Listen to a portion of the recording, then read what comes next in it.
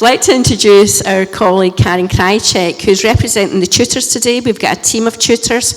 Some come from the Health and Social Care Partnership, some are link workers, some of our peers, and we have some independent tutors. So Karen's going to share some highlights. Thank you. It's been great to watch and hear everybody, all the wonderful... Right, put it up to my mouth. Not used to it. Yes, it's that sort of microphone. So it's been great to hear from everyone and see the wonderful films. When I was watching the big gather, I saw lots of flow, lots of smiling, lots of energy. You know, and it reminded me of that famous Einstein quote, and if it's good enough for Einstein, it's good enough for me, that the unconscious mind needs to be the master, and the rational mind needs to be the servant. And I think that's what's been demonstrated today. If we get in touch with that unconscious mind, get rid of the black and bring out the colour, what a difference we can make. I've been really fortunate, and I put my hand up earlier when somebody said who's had difficulties through lockdown. And I think, you know, perhaps the biggest contribution for me has been that second lockdown, middle of winter. Crap, don't want to go there again. But the Recovery College was huge for me, because by helping others, we know that helps ourselves. So thank you, Jeanette, for the opportunity. I've had a wonderful time, and I feel very privileged, like many others, to be part of this amazing. I think people talk about the hospice for the dying and being a midwife for the new, because we've got to work differently together in this world. It's not in a very good place at the moment. Somebody said, don't swear. But, yes, right, I'll tell you about the course, because I've only got so many minutes, so you go to spring. Right. So, I've been lucky to do 3 courses. One of them was a co-creation with one of the students, who said, I'm not very good at communicating, so I tell things through metaphor. And she talked about the Recovery College as being a big bowl of soup. And she got lots of things from all the students, all the tutors. So she got carrots, she got leeks, she got onions, she got seasoning. She couldn't remember who had given her all these, but they contributed to this wonderful bowl of soup from the Recovery College, which was nourishing and kept her warm and filled her and allowed her to be the best that she could be.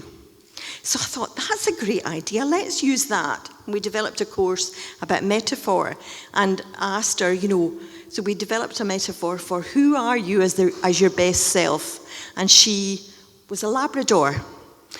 When she was her best self, she was well fed, she would go and get some water, and she would be playful.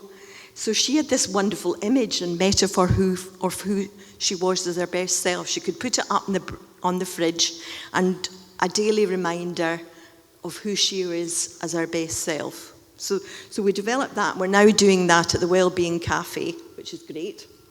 And the first one I did was involved in the listening course. And as we all know, and as Stephen Covey says, listening is the psychological equivalent of air.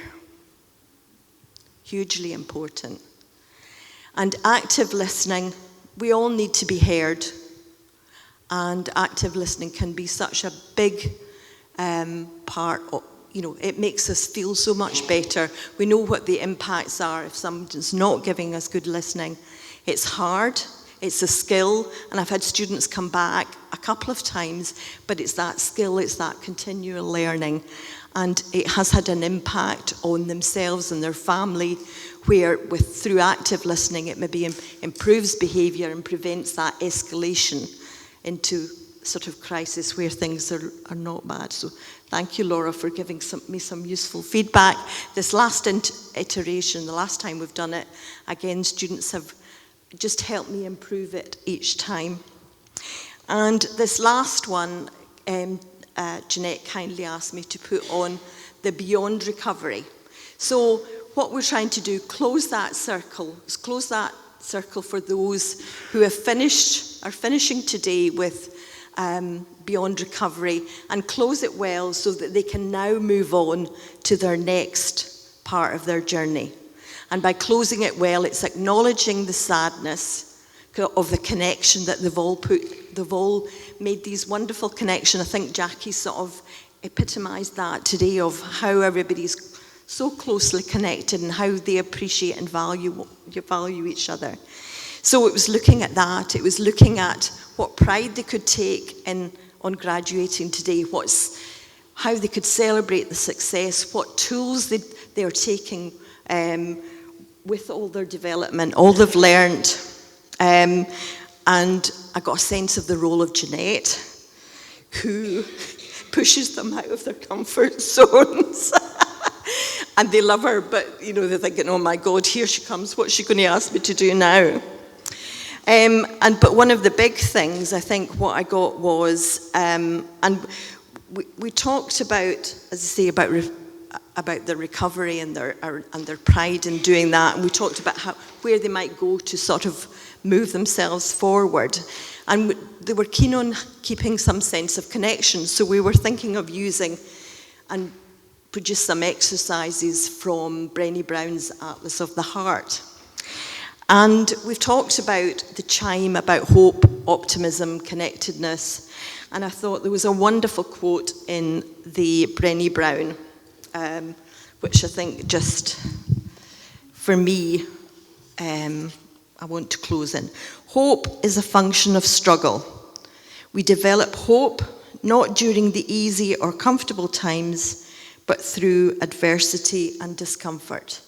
And I think the Recovery College just epitomises hope. Thank you, Karen.